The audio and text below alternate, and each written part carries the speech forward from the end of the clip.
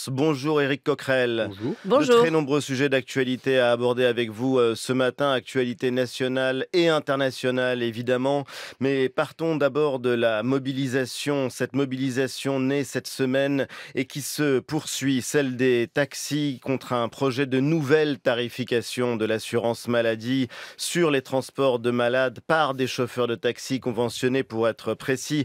L'intersyndicale sera reçue aujourd'hui, enfin, ont-ils dit, au ministère des Transports et en présence du Premier ministre. Deux questions, soutenez-vous leur mobilisation et qu'attendez-vous de cette rencontre avec François Bayrou? Oui, je les soutiens. J'irais même les soutenir. Je crois que vers 15-16 heures, ils ont un rassemblement. Et c'est pas nouveau que je les soutienne. C'est quand même étonnant parce qu'on n'arrête pas de dire que le travail ne rapporte pas assez. Et là, on attaque des revenus du travail de ceux qui n'ont que leur force de travail pour vivre. Bon, je trouve ça un peu spécial.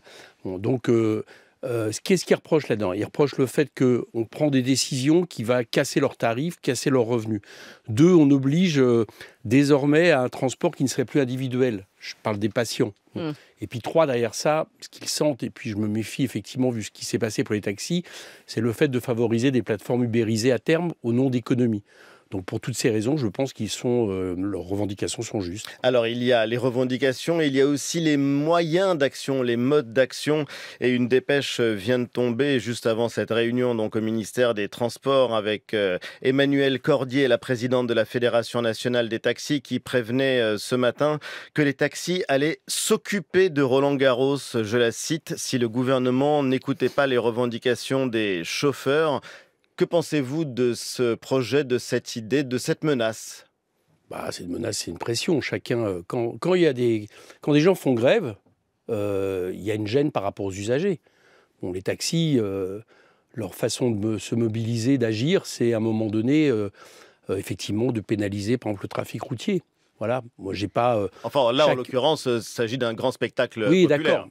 Oui, oui, d'accord, mais je veux dire, il y a toujours une bonne raison pour dire que les gens ne devraient pas agir, si vous voulez. Bon, ce que je remarque, c'est qu'on est, on est moins dur en général vis-à-vis de certains syndicats agricoles qui peuvent gêner le transport plutôt que des taxis. Voilà, je remarque que c'est quand même pacifique ce genre d'action. Hier, j'ai été sur le PF, j'ai été bloqué. Donc, vous voyez, par les taxis. Par les taxis. Bon. Et vous ne leur en avez pas voulu? Non, parce que je considère que chacun essaie de se défendre comme il peut et somme toute, c'est des moyens pacifiques. C'est pas le fait de passer une heure de plus dans un embouteillage n'est pas quelque chose de dramatique.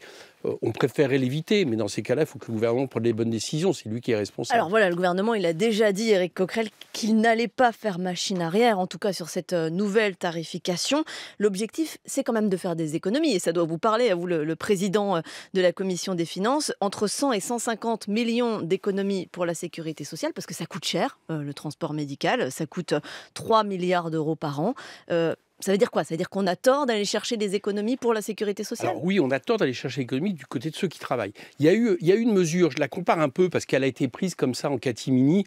Vous savez, c'est par rapport aux auto-entrepreneurs, d'accord, qui a été le fait de les assujettir davantage à la TVA.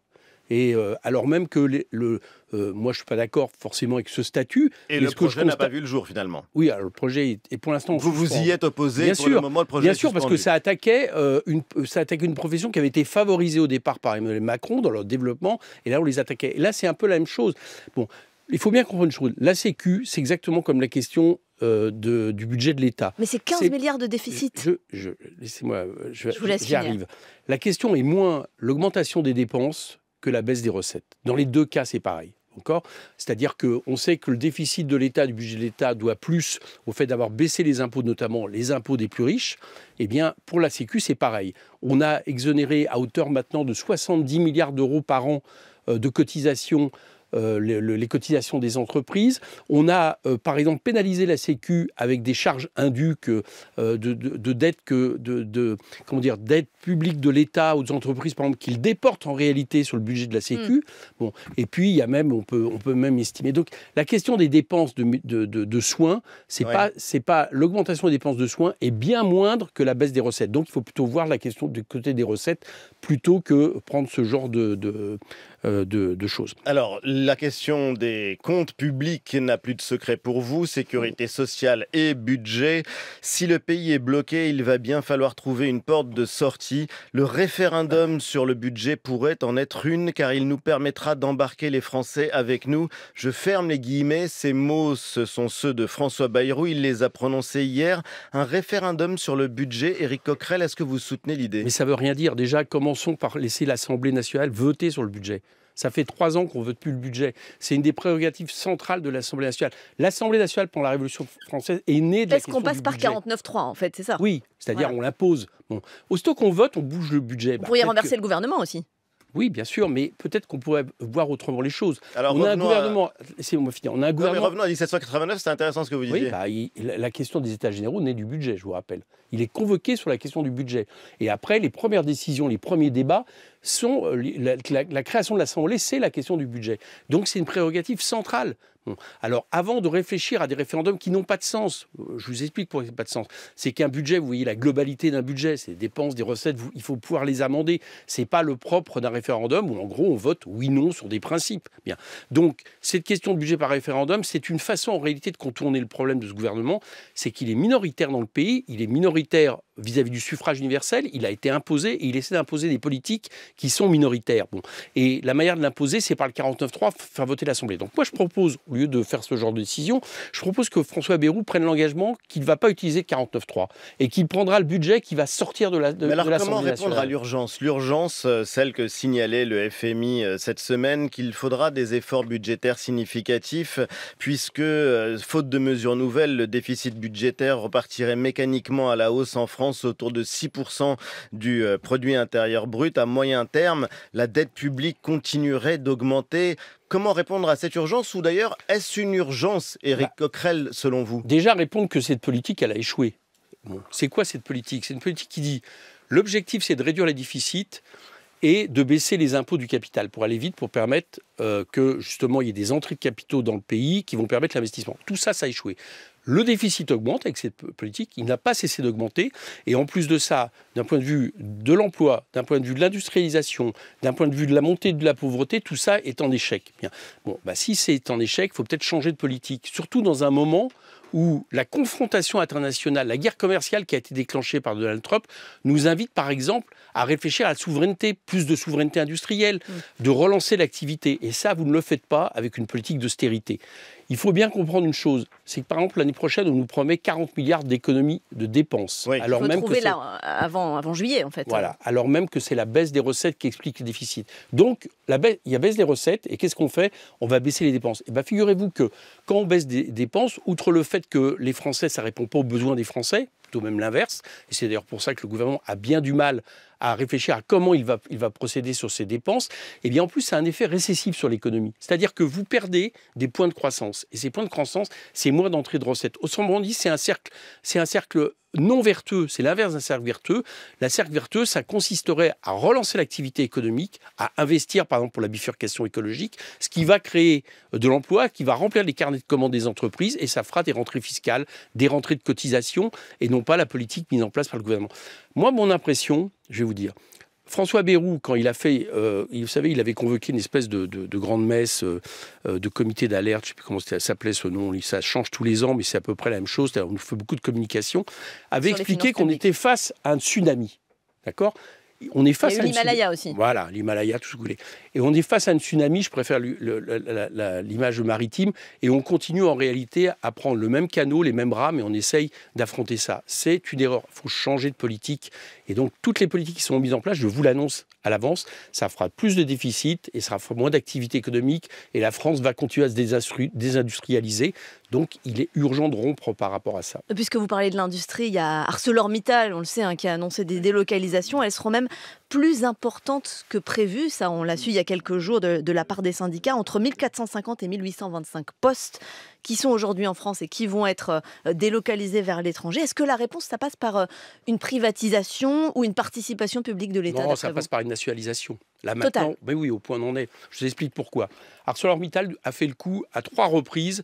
Lorsque M. Sarkozy était président, M. Hollande était président. Il a fait des promesses, à chaque fois, il ne les a pas tenues. Là, qu'est-ce qu'il dit? Il nous explique que il y a un contrat de décarbonation qui existe, qui permet d'investir pour 2 fours électriques. Sur Dunkerque. 2 fours électriques et puis un mécanisme d'approvisionnement pour l'acier. Et lui nous dit, si je n'ai pas les conditions que je mets, c'est-à-dire en gros des tarifs d'importation au niveau européen, plus le prix de l'électricité, je ne le ferai pas. En réalité, il ne veut pas le faire. Voilà. Donc ça ne se fera pas. Voilà, ça ne se fera pas. Et donc, on arrive petit à petit au fait qu'en 2030, la sidérurgie va s'arrêter à Dunkerque. Je ne suis pas d'accord avec ça. Et donc, comme je ne suis pas d'accord avec ça, et qu'ArcelorMittal, il y a 800 millions d'aides publiques depuis quelques années, je dis prenons ces 800 millions, ça servira déjà d'indemnité et nationalisons ArcelorMittal parce qu'il est vital qu'on continue à produire de l'acier dans ce pays. Avant 2030, il y a 2027 et de nombreuses questions sur l'application Radio France. Éric Coquerel, Cyril, Christian, Pierre, qui vous interroge sur l'actualité politique et la prise de position hier de Raphaël Glucksmann qui dit non d'ores et déjà à une primaire à gauche. Je rappelle que le leader de la place publique disait hier que ce serait un truc d'appareil qui produit une synthèse molle. Vous en pensez quoi, justement, de cette idée qu'il faudra une offre plurielle à l'élection présidentielle et à cette décision, à ce refus de Raphaël Glucksmann? Ce que je réponds, c'est que quelque part, il répond à François Ruffin. François Ruffin a été interrogé l'autre jour sur l'histoire de la primaire. On lui a dit, mais d'accord, mais si c'est Hollande ou Glucksmann qui gagne, est-ce que vous êtes prêt à vous ranger derrière? Lui, il est prêt à une primaire de la gauche allant de Poutou à Hollande, François Ruffin. Donc deux attitudes totalement différentes. Voilà. Donc la question lui a été posée et François Ruffin a dit... Mais c'est une vraie question politique. Ce n'est pas uniquement François Ruffin à qui répond Raphaël Glucksmann, à qui répond Éric Coquerel. Prenons les choses sur le fond. Je vais répondre à votre question. Là, je ne parle pas de réponse. Je dis la logique. Pourquoi une primaire n'est pas possible? Parce que François Ruffin dit, lui, moi, si c'est Hollande et Glucksmann qui gagne, je me range derrière eux.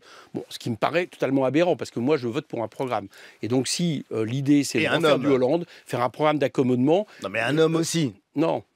Si, quand on va à la première circonscription de Seine-Saint-Denis, on vote pour ou contre Éric Coquerel. On vote pour mon programme, figurez-vous. Oui, mais c'est votre nom. Un meilleur exemple, c'est que, quelle que soit un peu l'étiquette, par exemple, la personne qui se présente en Seine-Saint-Denis, où vous savez qu'on est fort, eh bien, bon, on a une petite différence. Allez, admettons que j'apporte 5 à 10% en plus que n'importe qui, mais n'empêche, la personne passerait. C'est-à-dire que c'est le programme qui passe. Donc, moi, je pense qu'on vote pour un programme. Voilà, c'est le fond de mes idées. Contre la primaire. Moi, j'ai confiance dans l'intelligence politique des Français, sinon je ne ferai pas de politique, on vote pour un programme. Donc, je reviens à mon raisonnement, parce que sinon vous allez... Donc, un programme, ça la pourrait primaire, ne pas être pourquoi elle n'est pas Jean-Luc possible? Parce que... Éric Coquerel, si on vous suit, et si on va au bout de votre logique, le programme, c'est pas Jean-Luc Mélenchon nécessairement. Le programme, c'est le programme de rupture. Et c'est de mettre la personne qui est le plus capable de le défendre et de gagner ses élections. Voilà. À ce stade, si vous me demandez qu'est-ce qu'il en est, je vais vous répondre. Je pense que si on prend cette fois-ci la gauche de rupture, c'est-à-dire celle qui ne propose pas le retour aux années Hollande, comme M. Glucksmann le propose, celle qui est pour nationaliser Arcelor, M. Glucksmann est contre nationaliser Arcelor, celle qui pense que... C'est vous, quoi. Comment? C'est vous. C'est à l'intérieur de cette gauche-là, voilà, qui est diverse. Il me semble que le mouvement qui a 75 députés, qui a 400 000 sympathisants, 100 000 adhérents et qui, bon an mal an, depuis quelques années, a montré sa force, il me semble normal que le candidat à la présidentielle de ce courant, de cette mouvance qui a montré qu'elle était capable presque d'aller au deuxième tour en 2022, ça soit LFI. Voilà, ça, je pense que c'est la priorité. Et aujourd'hui, dans LFI, si vous me demandez l'autre question, je pense que Jean-Luc Mélenchon est la personne la plus apte et la plus capable pour nous faire gagner. Voilà comment je prends. Donc, derrière le programme, l'homme.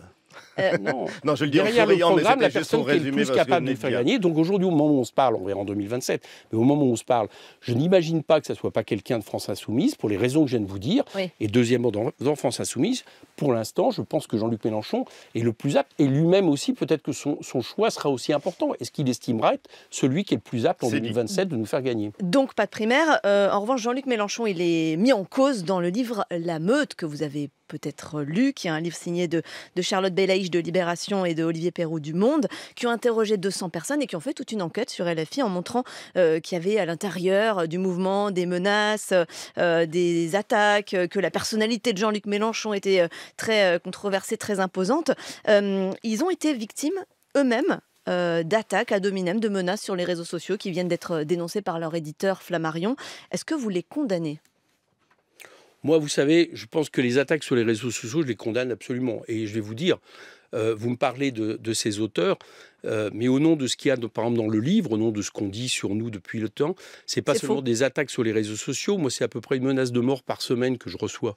D'accord ? Bien sûr. À cause du livre ? Non, je ne dis pas seulement à cause du livre. Le livre, par exemple, véhicule des choses sur nous, fait de nous la chose la pire qui puisse exister, explique qu'on est une secte, part du principe qu'on est une secte. Tout ce qui est dans le livre est faux. Et vous me laissez répondre de petites questions. Part du principe qu'on est une secte. Je vous rappelle que, par exemple, une secte, qu'est-ce qu'on fait avec une secte ? On l'interdit. Ce qui, quand même, est à entendre par rapport à certaines menaces qui sont faites aujourd'hui sur des mouvements, et notamment, par exemple, des mouvements, je pense à la Jeune Garde, par exemple, qui est menacée de dissolution. Donc, je ne prends pas ça à la légère.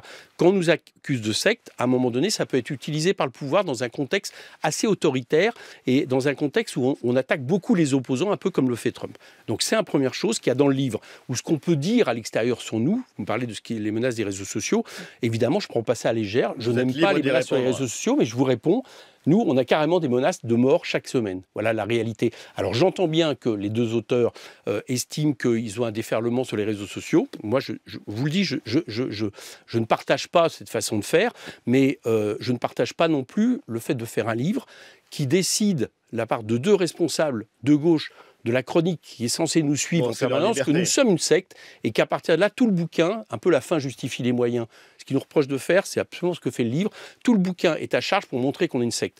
Je trouve ça à la limite calomniateur, parce que je pense que c'est une insulte aux 400 000 personnes qui se sentent représentées en tant que sympathisants et aux millions d'électeurs par France Insoumise. Bon, voilà, en tout cas, vous avez la liberté de la contester, justement, cette démarche.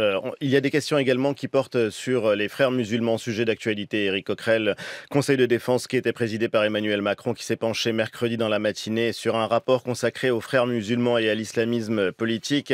Un rapport qui fait état d'une menace pour la cohésion nationale, ce sont les mots qui y sont écrits, avec un développement d'un islamisme par le bas, je mets encore des guillemets. Vous avez parlé de diversion. Est-ce que vous avez le sentiment que ce rapport a été commandé pour faire diversion et qu'il ne décrit pas une forme de réalité, au moins une forme d'emprise dans certains quartiers, dans certains espaces, notamment urbains évidemment, en France, Éric Coquerel? Alors d'abord, le rapport, il vient quand même dans un contexte. 72% d'actes islamophobes en plus, premier trimestre 2025 par rapport au premier trimestre 2024, et la mort carrément d'un fidèle dans une mosquée parce que musulman, Aboubacar Cissé. Bon, dans ce contexte, on ferait peut-être qu'on fasse un peu attention à ce qui peut continuer à développer l'islamophobie jusqu'au meurtre. Bien. Alors le rapport, qu'est-ce qu'il dit ? C'est intéressant de le regarder. Il part d'une drôle d'entrée. Il dit en fait, là, c'est plus quelque chose de visible, c'est de l'entrisme.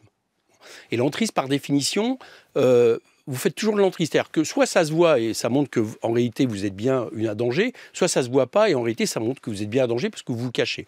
Ça, c'est un premier problème qui peut justifier tous les complots. Deuxièmement, vous me dites... Ça justifie tous les complots, ça ne veut pas dire que ça n'existe pas. Je continue. Vous me dites justement sur ce qui existe, mais même leurs chiffres sont très légers. Ils disent qu'il y a 7%, ils disent qu'il y a 400 à 1 millier de personnes, d'accord ? Ils expliquent qu'il y a 7% des 2800 lieux de culte qui seraient d'une manière ou d'une autre concernés, 3 écoles confessionnelles sur 74, 815 écoles coraniques, c'est un peu le catéchisme des musulmans, il y en a 4 qui seraient liées au mouvement frériste. Écoles confessionnelles. Comment ? École confessionnelle plutôt. Oui, mais oui, si vous voulez, l'école coranique, c'est plutôt le catéchisme à côté des mosquées. Enfin bon, 127 associations sportives sur 156 000. Autrement dit, c'est très faible. Et en plus, quand on regarde sur quoi ils se sont appuyés, on s'aperçoit en réalité que c'est la visibilité de la religion musulmane. Je donne 2 exemples. Ils expliquent qu'il faut repérer, par exemple, ceux qui font le jeûne pendant le ramadan, ceux qui portent le voile.